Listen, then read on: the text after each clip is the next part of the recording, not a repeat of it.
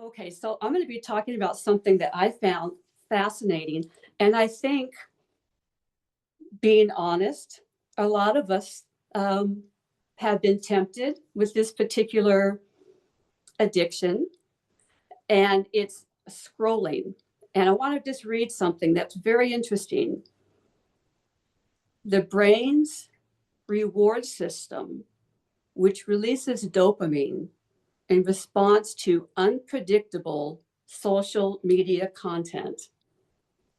So it's got our brain.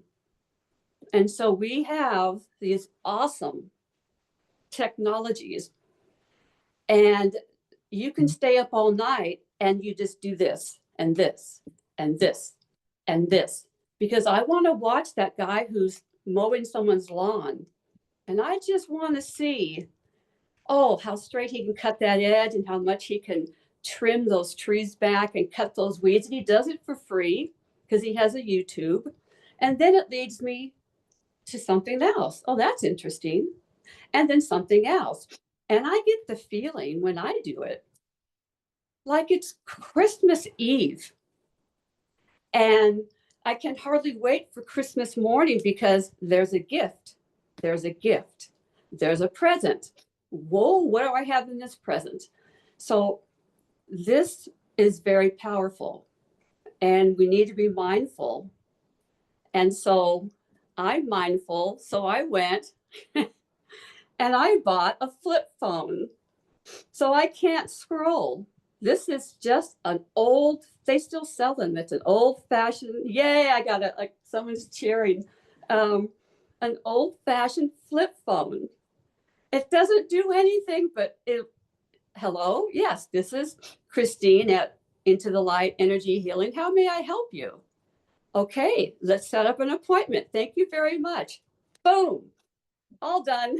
So I don't have to be tempted, because I do want to know if that guy who's mowing that yard, if the person who owns the house is going to be happy with it. So that's how easy we get caught into this. My client who called me is actually a CFO for a top financial conglomerate. She's a very important person, and she travels quite a bit, and she gives speeches and presentations, and she's always in a hotel. And so sometimes after you do your speaking, it's hard for the adrenaline to go down. As soon as you get to the hotel, you don't go right to sleep. So she jumps on the bed, and here she goes. And she knows in the morning she has to have another presentation. She has to go to another bank and have another presentation. And so far, because she's so good at this, she's able to hide it well. Like someone said, you're a high functioning alcoholic. So I understand that. But she's getting tired, and it's taking a great chunk of her life. And instead of doing what she usually does, she's addicted to this. And so we need to be careful, not only for ourselves, but we need to keep an eye out for our children and even our grandchildren. It's so important. And even if you have to be the parent and put a time limit on this, honey, you can only do this for 30 minutes and then you need to stop. And now your child's mad at you. Well, guess what? You're a parent. So that's okay. Your child will get over it. But when I was talking with my client, we set a plan. We set a plan, and the first thing I knew I had to establish was trust and honesty. I wanted somebody who knew that I would never judge them, that whatever they say to me is sacred and it stays with me. Tell me anything. Okay. Okay. And then if you're an pranic energy healer, you know we cut that cord. And as soon as I'm finished and I cut that cord and I put my file away, thank God, God erases, erase, erase, erase. So I don't spend all day thinking about what that client told me. And then when the client makes another appointment, I just open up my file and I go, oh, yeah.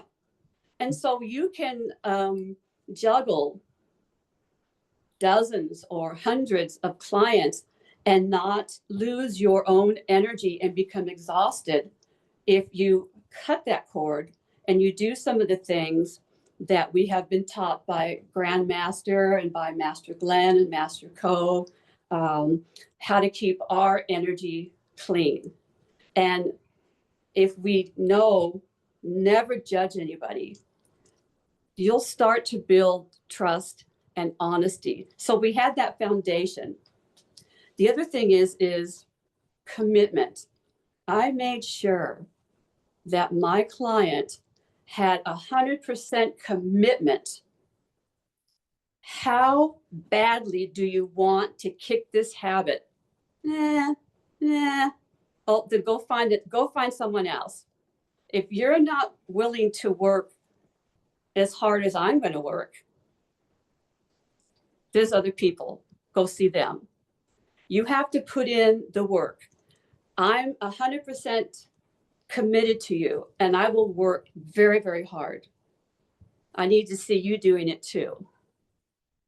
So I said, on a scale of 1 to 10, where are you on commitment? She said, 10. I am a 10.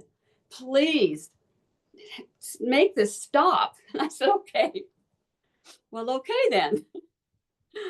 I'm your gal. The next one is aim and consistency, which I noticed a lot of pranic energy healers had that in their plan. What's your aim? I want to stop doing this. How consistent are you? Can you do this every day?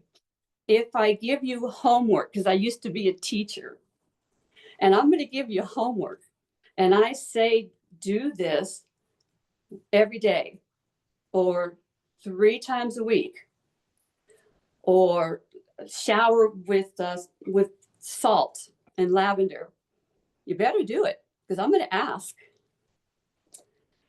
So aim at consistency, but I'm with you all the way, because that communication, I'm with my client on a daily basis. We communicate, because recovery from addiction is hard. It's hard. The next thing we worked on is forgiveness, because one time I'm talking to her every day, and one time I couldn't find her. She was gone. So I knew she was hiding. I had the feeling she fell back into the addiction. I finally got a hold of her and I said, hey, kiddo, how you doing? And she said, I'm so ashamed and I'm embarrassed. And I don't want to disappoint you. And I don't want you to judge me. And I said, oh, we're good. I'm not judging you. I love you. I'm here to help you. So you have such courage to even do this. So let's get back on the horse and let's start doing it. And boom, that was a tipping point. She got back on that horse and she went full steam ahead. Full steam ahead. And I was so proud of her. Another very powerful thing, I know I'm going through these quickly, but I'm on a time limit. The importance and the tremendous power that comes to us to cleanse us when we do just the 9-minute twin heart meditation by Master Glenn. I always start my clients with the 9-minute. I'm not going to give them a 30-minute or 45-minute. And we do this together. So my client does not live in Idaho. She's in another state. But we would FaceTime and I made sure, because we did it together. So every day we communicated, and that was key. And she does twin heart meditation every day. She likes the 9-minute one. And that's wonderful. The next thing I taught her is how to keep her energy body clean and her environment, because she was starting to clutter, to hoard. Her bedroom was, I couldn't even see the carpet. It just clothes everywhere, dishes in the sink. She picked up some bad habits. So we started cleaning the energy body on a daily basis. And I taught her. I didn't just do it for her. I taught her how to do it, and then I would watch. All right. I even gave her the spray bottle, told her what to put in it, how to spray herself, how to do the lavender and the salt and the shower or the bath, how to keep her house clean, get rid of the clutter, cleanse your house. I taught her how to do that. And then when she went to work, she has an office, just a little spray bottle. I said, just spritz your office with that formula that we all use. Just spritz. No one has to know. And you're clean. Even her automobile, she cleaned. The last thing we did, we did this together, we created healthy habits. What she does now, instead of scrolling, she used to take this in the bedroom, in the bathroom. She had it everywhere. It's no longer in the bedroom. No electronics in the bedroom. Lights out by 10:30. Doesn't take it in the bathroom. And we have what I call healthy habits. She goes outside. She lives in a very warm climate, and she takes a walk every day. And she walks her dog every day. She has joined a hiking club. She has family that lives close by. So she gets in her clean car and she drives to visit her family.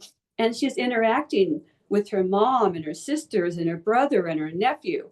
All these things are healthy instead of being trapped. The last thing I told her, I said, you're getting all this beautiful pranic energy, this beautiful healing from the sun, from the air, from the trees, from the grass. Let's do it this way, my friend. Every time you put this in your hand, you start scrolling, guess what?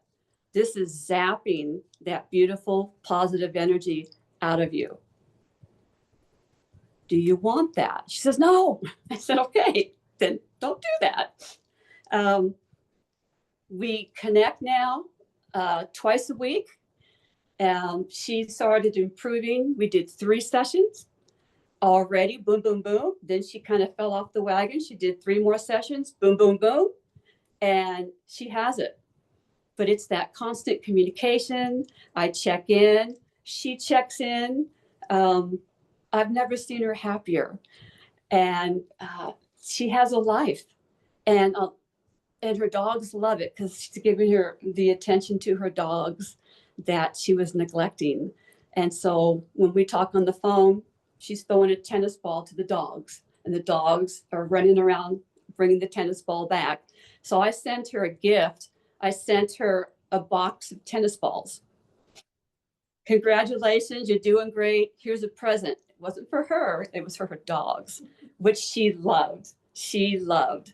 So I have my associate here. She said, like, my 15 minutes, is it up?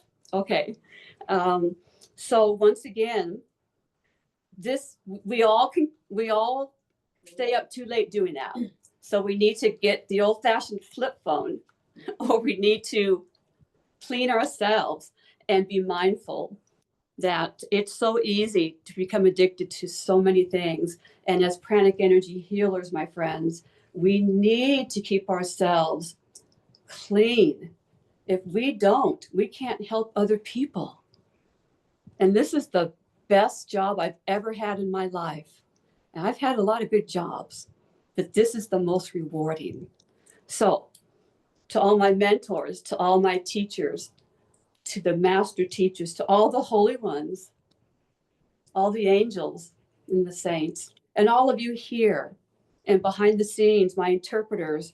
Oh, thank you, thank you, thank you. And may you be blessed.